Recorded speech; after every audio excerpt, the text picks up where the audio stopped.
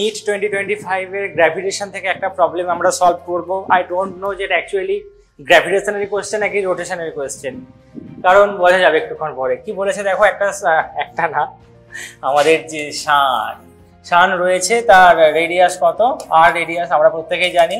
তো সান তো ঘুরছে নিজের অ্যাক্সিসের অ্যাবাউটে ওমেগা নিয়ে।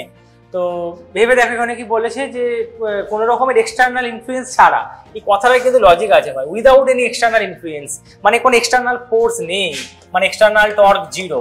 এক্সটার্নাল টর্ক জিরো যদি হয় তাহলে আমরা কি জানি যে অ্যাঙ্গুলার মোমেন্টাম কনজার্ভ হয়, অ্যাঙ্গুলার মোমেন্টাম কনজার্ভ হয়। আর অ্যাঙ্গুলার মোমেন্টামের কি ফর্মুলা, আই ওমেগা। তাহলে আই ওমেগাটা কি থাকবে, বিফোর এবং আফটার কনজার্ভ থাকবে। তার মানে আমরা ডাইরেক্ট কি লিখে দেবো, I1 omega 1 equals to I2 omega 2। ওকে, এটা ইনিশিয়াল আর ওটাকে আমরা কি ধরবো, ফাইনাল।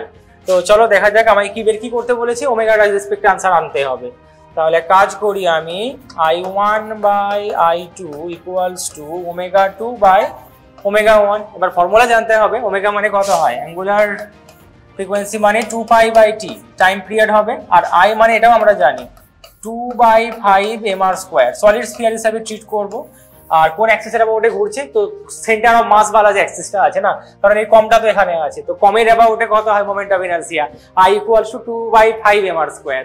আর ওমেগা মানে কত, 2 পাই বাই টি। তাহলে এখান থেকে দেখো ওমেগাটাকে যদি আমি লিখে নিই, তাহলে ওমেগা 2 কত হবে, 2 পাই বাই টি2, তাহলে বাই আছে তো তলায় হবে টি2। আর ওমেগা 1 মানে কি, 2 পাই বাই টি1, তো তলায় থাকলে ওটা কি হয়ে যাবে, উপরে হয়ে যাবে, তো টি1 বাই টি2 হয়ে যাবে ভাই সাহেব। ওকে, আর I কত হয়, 2/5 mr স্কোয়ার। তো প্রথমে যেটা ছিল 2/5 তে কোনো পরিবর্তন হবে না, 2/5 মাসটা কি বলেছে, মাস কি কোনো চেঞ্জ হবে না, মাস চেঞ্জ হবে না, 2/5 m। ফার্স্ট এটা রেডিয়াসটা r1 স্কোয়ার আছে, আর 2/5 m রেডিয়াসটা কত দিয়েছে, r2 স্কোয়ার। আর সেটা কত হবে, টাইম পিরিয়ড প্রথমেরটা বাই টাইম পিরিয়ড দ্বিতীয়টা। তো 2/5 m কেটে গেল।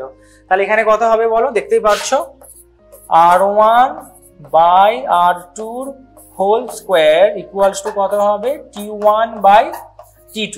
ইনিশিয়াল কোশ্চেনে কি বলেছে, sun were to expand to twice its present radius. মানেটা কি, যে r2টা হয়ে যাবে 2 ইন্টু r1, ডাবল হয়ে যাচ্ছে, r2 হবে 2r1, r2 হবে 2r1। তাহলে উপরে r1 আছে, এটা হবে 2r1 তার হোল স্কোয়ার ইকুয়ালস টু কত হবে বলো, t1 বাই t2। r1 খতম, তাই তো। তাহলে এখানে কত হবে, 1/4। তাহলে 1/4 equals to t1 by t2। আমায় কি করতে হবে, নিউ টাইম পিরিয়ড, যখন ওটা সাইজটা ডাবল হয়ে গেল তখনকার টাইম পিরিয়ড কত হবে। তাহলে সেটা যদি আমি করি তো t2 হয়ে যাবে 4t1। এবার তাহলে কোশ্চেনে কি ছিল বলো, যখন তুমি নর্মাল লেংথে ছিল, নর্মাল সাইজ যখন ছিল, মানে আর রেডিয়াসে যখন ছিল, ঘুরছিল, তখন ওর টাইম পিরিয়ড কত ছিল, 27 ডেজ।